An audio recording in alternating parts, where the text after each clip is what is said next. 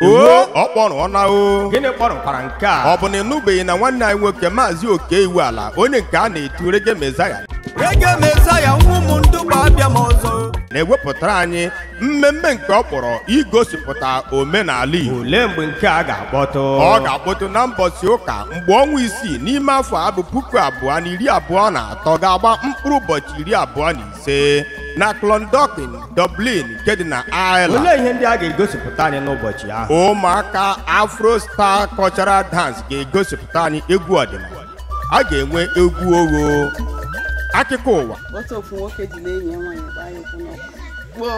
akụkọ na egwu, okwu ntabi ire, ekere mgba, ịsọmpi asụsụ Igbo maka ụmụaka. Nke kachasị nke nwanne anyị nwoke ga-egosipụta anyị egwu nke ahụ o tiri ọhụrụ isi abụọ ekere mgba.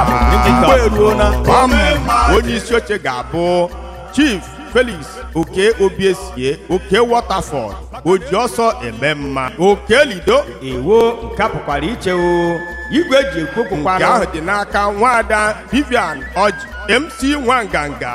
Ụmụ Igbo biko pụtanụ ka anyị kwado nwanne anyị.